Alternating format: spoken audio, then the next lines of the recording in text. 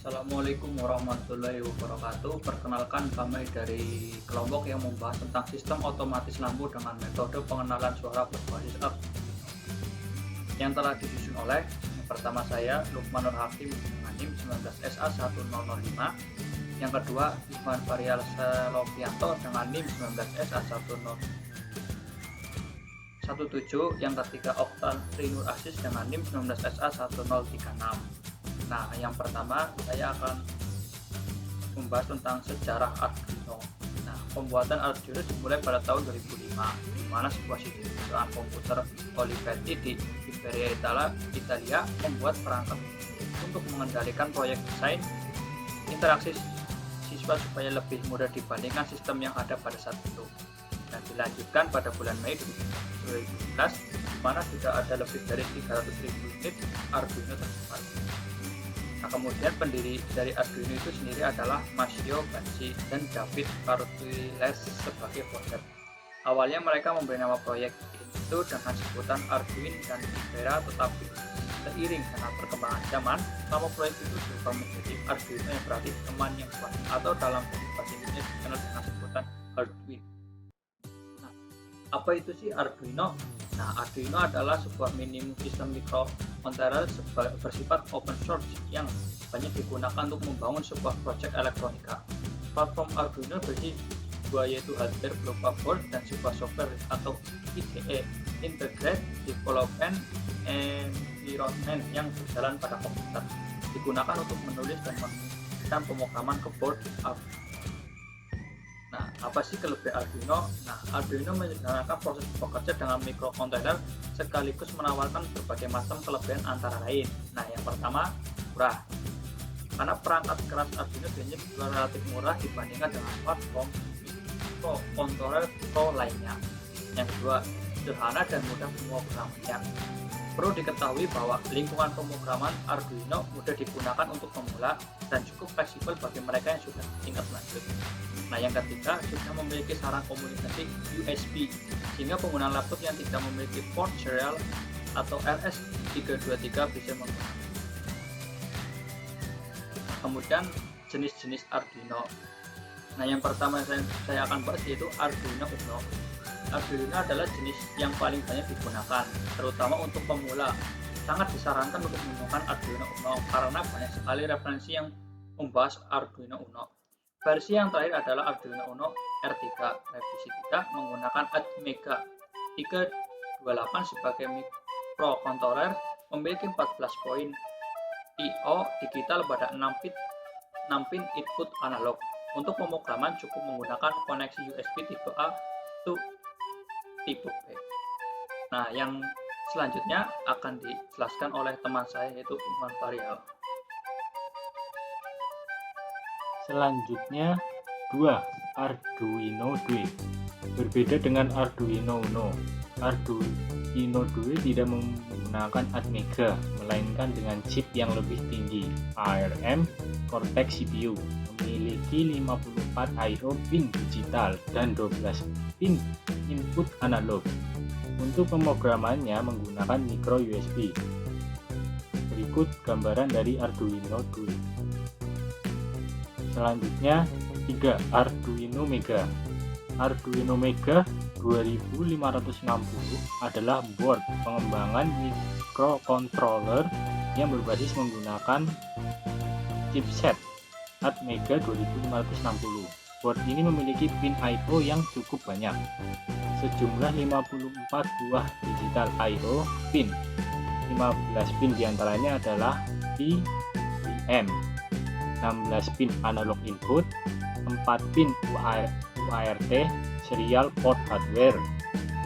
Arduino Mega 2560 dilengkapi dengan sebuah osilator 16 MHz, sebuah port USB, power jack DC, ICSP header, dan tombol reset. Tentunya versi Arduino Mega lebih memberikan peluang dalam merancang bangun sistem yang lebih besar. Berikut gambaran Arduino Mega. Selanjutnya, 4. Arduino Leonardo.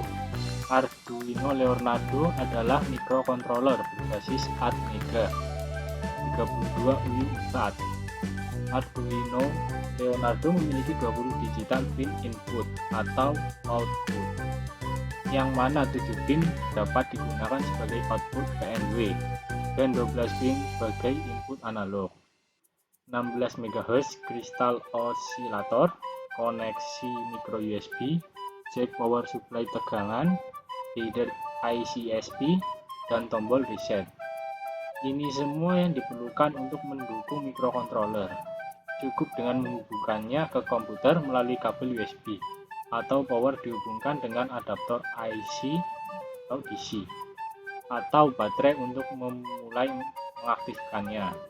Berikut adalah gambaran Arduino Leonardo. Selanjutnya, 5 Arduino Nano. Arduino Nano adalah versi mini dari Arduino Uno. Karena bentuknya yang ringkas, maka konsekuensinya adalah membuang beberapa komponen penting, diantaranya jack DC dan socket USB Type B, ganti dengan micro USB.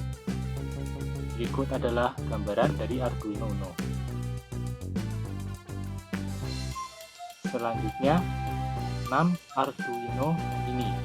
Versi Arduino Mini merupakan versi yang lebih sederhana dari Arduino Nano. Pada board Arduino Mini tidak tersedia lagi micro USB untuk mendownload program. Artinya, kita harus menggunakan downloader eksternal. Berikut adalah gambaran Arduino Mini. Lalu yang ketujuh, Arduino Micro. Arduino Micro memiliki fisik yang sama dengan Arduino Nano, namun lebih panjang. Perbedaannya dengan Arduino Nano adalah jumlah pin yang lebih banyak, yaitu 20 pin I/O digital dan 12 pin analog. Berikut adalah gambaran Arduino Micro. Selanjutnya, 8 Arduino Ethernet. Arduino Ethernet memungkinkan koneksi jaringan LAN antara board dengan komputer. Arduino Ethernet memiliki fungsi yang sama dengan Arduino yang lainnya. Berikut adalah gambaran dari Arduino Ethernet. Lalu, selain Arduino, untuk membangun sistem otomatis lampu dengan metode pengalihan suara berbasis Arduino juga menggunakan 1. Logika fuzzy. Logika fuzzy merupakan suatu logika yang memiliki nilai kekaburan atau kesamaran fuzziness antara benar atau salah. Logika fuzzy memiliki derajat keanggotaan dalam rentan 0 hingga 1. Logika fuzzy digunakan untuk menerjemahkan suatu besaran yang diekspresikan menggunakan bahasa linguistik. Misalkan besaran kecepatan laju kendaraan yang diekspresikan dengan pelan, agak cepat, cepat, dan sangat cepat. Selanjutnya akan dijelaskan oleh teman saya, yaitu Okta Trinuraziz. Oke, terima kasih Mas Farel. Selanjutnya nomor 2, linear predictive coding. Merupakan ciri sinyal ucapan sangat berguna untuk sistem pengenalan suara. Salah satu metode yang digunakan untuk proses ekstraksi ciri.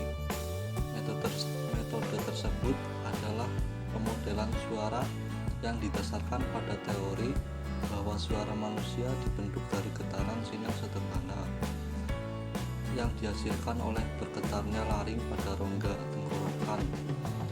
Ini didasarkan pada fakta bahwa karakteristik suara manusia dapat direpresentasikan dengan menggunakan beberapa parameter matematika sederhana. Oke, selanjutnya nomor 3, voice recognition, pengenalan suara.